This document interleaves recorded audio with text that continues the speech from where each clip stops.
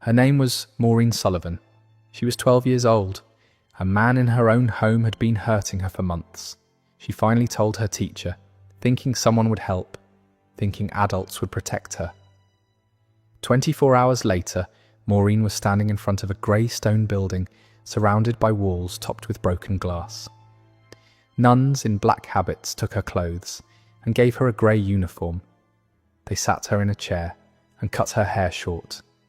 They told her she would no longer use her name. Maureen asked when she could go home. No one answered. For the next 4 years, this 12-year-old girl scrubbed sheets 14 hours a day without payment. She was not allowed to speak. And whenever government inspectors came to check on the place, the nuns hid her in an underground tunnel because a child working as a slave was hard to explain. This is not a story from the Middle Ages. This happened in 1964. The last of these places closed in 1996.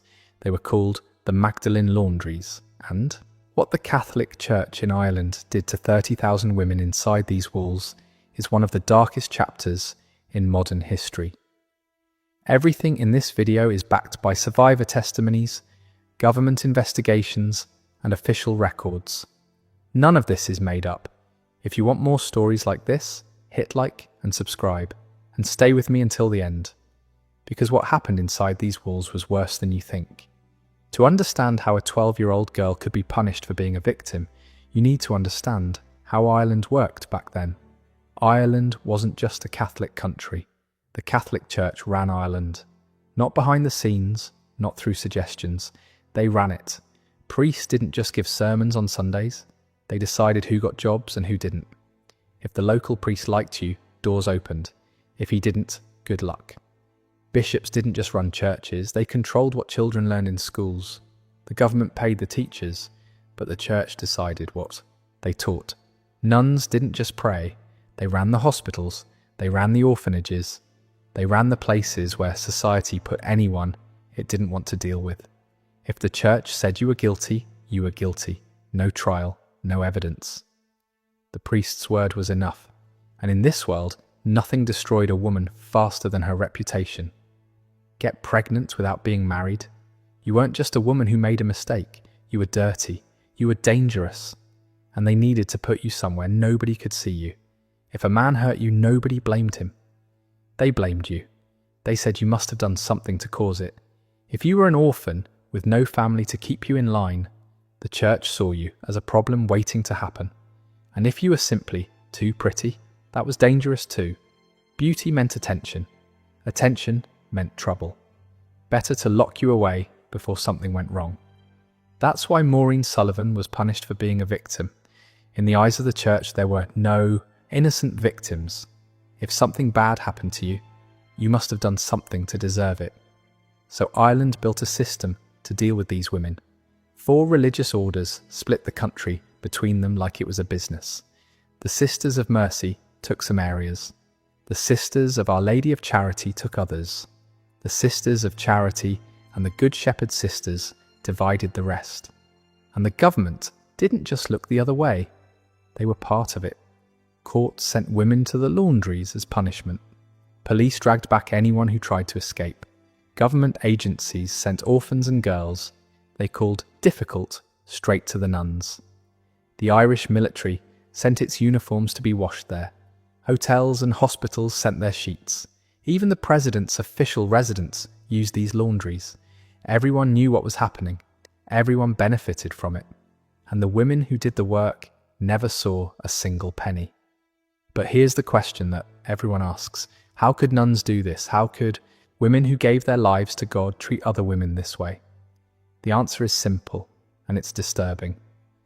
Most of these nuns went into convents as children, some as young as 12 or 13.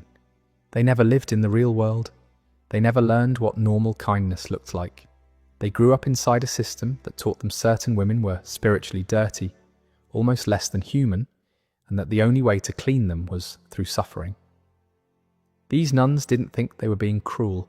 They believed they were saving souls. Every beating brought a woman closer to God. Every punishment cleaned her spirit. Every year of unpaid work was an act of mercy. They believed They were doing God's work. And that's what made them so dangerous. They weren't villains who enjoyed hurting people. They were true believers who thought cruelty was kindness. And people like that don't have limits. Maureen Sullivan's first night inside those walls changed everything she understood about the world. She was lying in a room with 30 other women and girls. The beds were so close together, she could hear everyone breathing. Some women cried quietly into their pillows. Some whispered prayers that would never be answered. Some just lay there staring at the ceiling with empty eyes. Women who had stopped hoping a long time ago. There were no mirrors anywhere. No calendars. No clocks. Maureen realised there was no way to know what day it was or how long she had been inside. She turned to the woman in the next bed, an older woman with grey hair and deep lines on her face.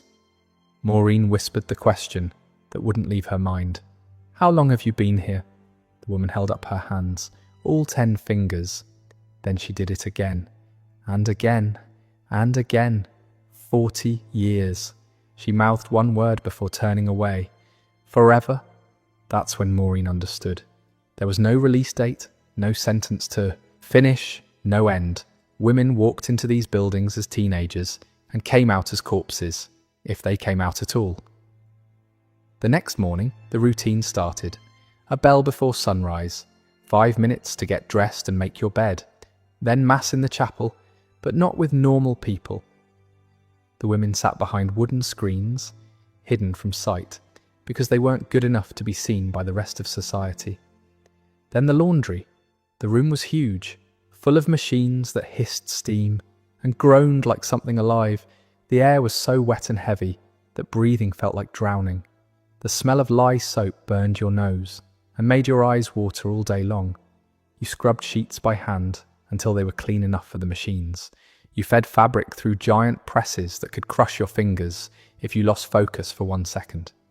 You folded everything into perfect stacks that would go to hotels and hospitals all over Ireland. 12 hours, sometimes 14, sometimes more. Your hands cracked and bled from the chemicals, your back screamed. But you kept going because stopping meant punishment. And through all of it, silence. Total silence. No talking, no whispering, not even humming. The only sounds allowed were prayers and the noise of the machines. You couldn't talk to the woman next to you. You couldn't ask her name. You couldn't share your story or hear hers. You couldn't cry with someone or comfort anyone. One whisper and you were punished. Try to make a friend, and they treated it like you were planning something wrong. This silence was a weapon, and the nuns knew exactly what they were doing. Women who can't talk to each other can't organise. They can't plan escapes. They can't remind each other that they're human beings who deserve better. The silence kept them broken. Years of this did terrible things to their minds. Some women forgot how to speak, not because something was wrong with their voice, but because the words just stopped coming. Others started whispering to themselves when nobody was listening, tiny conversations with no one, just to remember what their own voice sounded like. And the worst part, the silence didn't stop when they got out. Kathleen Legg eventually escaped. She moved to England, got married, had children and grandchildren, built what looked like a normal life. For 60 years, she never told a single person where she'd been. Not even her husband. They were married for 38 years and he never knew. That's how deep the shame went. The nuns didn't just lock up their bodies, they locked up their voices. Maureen Sullivan spent 4 years inside those walls. She went in as a child of 12 and came out as a teenager of 16, with nothing to show for it, except scars on her hands and memories that would follow her forever. And she was one of the lucky ones. She got out. Marina Gambold was 16 when they brought her to the Good Shepherd Convent in New Ross. Both her parents were dead, and she had nowhere else to go. That made her the perfect victim. One afternoon, Marina dropped a cup by accident, and it broke on the floor. The nun in charge didn't yell. She didn't raise her hand. She smiled, walked to a drawer, and pulled out a thick piece of string. She tied that string around Marina's neck. Not tight enough to choke her, just tight enough that she felt it with every breath, every swallow, every moment of every day. For 3 days and 3 nights, Marina wore that string. At every meal, she had to get on her hands and knees and crawl to her food on the floor. She ate like a dog while the other women watched in silence. After each meal, she had to say the same words out loud. I beg Almighty God's pardon, Our Lady's pardon, and my companion's pardon for the bad example I have shown. All of this because she dropped a cup, but the string wasn't the worst thing they did to Marina. One winter night, she and 2 other girls broke some small rule that the records don't even explain. The nuns decided to teach them a lesson they would never forget. They locked the 3 girls outside on a glass balcony. No coats, no blankets, no shoes. The temperature was close to freezing and dropping. The girls held on to each other for warmth and watched frost build up on the glass around them. They stayed out there for 2 full nights. Marina almost died. Her fingers turned blue. Her lips cracked from the cold. When the nuns finally opened the door. On the 3rd morning, they just told her to get back to work. But Marina wasn't the only one. Kathleen King had it even worse. The nuns gave her different names throughout her childhood, and none of them were kind. They called her Satan. They called her Red Boy. They called her Number 5. Why Number 5? Because Kathleen's mother had been locked up in a mother and baby home, where she was known only as Sal Number 5. They called her that because she nursed other women's babies. Not a woman, an animal, just a number. And Kathleen inherited her mother's number along with her mother's shame. She remembers nuns hitting her head with a heavy ring of keys, metal on skull, over and over again. She remembers being left on a cold metal toilet for so long that her skin stuck to it, and she had to rip herself free. She remembers a visiting priest looking at a fresh bruise on her face and asking what happened. She was too scared to tell the truth, because telling the truth meant more beatings. Some women tried to run. They climbed the walls and ran through the streets begging strangers for help. The police always found them. They never asked what was going on inside. They just grabbed the women and brought them back to the nuns. And then came the last punishment. They shaved your head completely, took the last thing that was yours, the last thing that reminded you that you were once a person with a name and a future. If you're still watching, drop a comment. Did you know about the Magdalene Laundries before this video? These women were silenced for decades. Don't let their story stay buried. A lot of women went into the Magdalene Laundries as teenagers. A lot of them never came out. The numbers tell a story the church tried to keep buried. Researchers have found the names of around 1,900 women who died inside these places across Ireland. And that number is probably not even close to the real total because many deaths were never written down. At some laundries, more than half the women in the records died while still locked inside. At the Good Shepherd Laundry in Limerick, 6 out of every 10 women whose names showed up in records between 1961 and 1983 died behind those walls. At High Park in Dublin, the numbers were the same.